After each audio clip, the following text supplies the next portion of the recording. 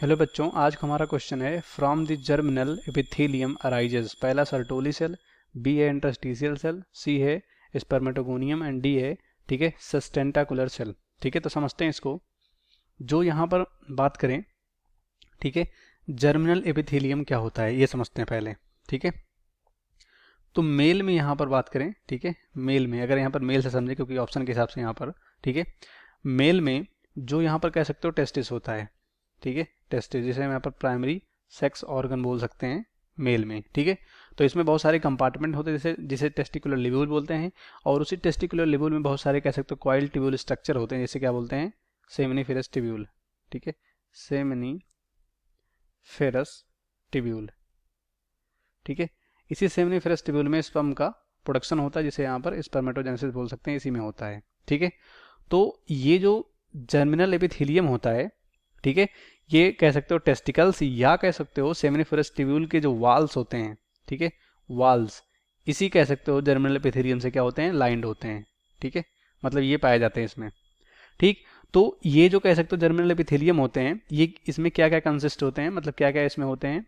इसमें कह सकते हो सर्टोली सेल होता है, ठीक है, सर्टोली सेल हो सकता है। ठीक है, और यहाँ पर कह सकते हो कि जो सर्टोली सेल हो गया, ठीक है, सर्टोली सेल हो गया, सस्टेंटाकुलर सेल हो गया, ठीक है, सस्टेंटा, ठीक है, कुलर सेल हो गया, ये सब इसमें कंसिस्ट होते हैं, मतलब इसमें पाए जाते हैं। ठीक है, और यहीं से कह सकते हो स्पर्मेटिड बनता है, यानी स्पर्मेटोजोआ, मेच्योर स्पर्मेटोजोआ का फॉर्मेशन होता है। ठीक है, ये सब हो गया जर्मिनल एपिथेलियम में होते हैं। ठीक है, तो जर्मिनल एपिथेलियम में यहाँ पर कह सकते हो जो सेल होता है, ठीक है, या कह सकते हो जर्मिनल एपिथेलियम से यहाँ पर अराइज होता है, जिसका नाम है यहाँ पर स्पर्मेटोगोनियम। ठीक है, स्पर्मेटोगोनियम। ठीक है, तो स्पर्मेटोगोनिया जैसे मेल यहाँ पर जर्म सेल बोलते हैं, ठीक है, जहाँ से कह सकते हो आगे स्पर्म बनता है।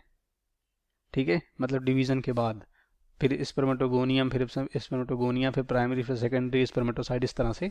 ठीक है, ठीक है, उसके बाद स्पर्मेटिड, फिर मेच्योर स्पर्मेटोजोआ। तो ये कह सकते हो हमारे जो जर्मिनल एपिथेलियम होते हैं, जो सेमिनिफेरस ट्यूब्यूल कह सकते हो, जहाँ सेमिनिफेरस ट्यूब्यूल के वाल पर लाइंड होते हैं, वहाँ से निकलता है स्पर्मेटोगोनिया। तो ये वाला संरचना जो है, ये वाला जो ये फिगर ये दिया गया है, ये वाला सेमिनिफेरस ट्यूब्यूल का है। इसका बच्चों सेमिनिफेरस ट्यूब्यूल का। तो यहाँ पर देख सकते हैं सबसे पहली जो सेल है वो स्पर्मेटोगोनियम है, जो 2n होता है, और इसी को जर्म सेल बोलते हैं। ठीक है, फिर यहाँ से डिवीजन होने के बाद प्राइमरी स्पर्मेटोसाइट बना, सेकेंडरी बना, यहाँ से देख सकते हैं प्राइमरी, सेकेंडरी, फिर स्पर्मेटेड, फिर मेच्योर स्पर्मेटोजोआ। ठीक है, यहाँ से देख सकते हैं ये वाला।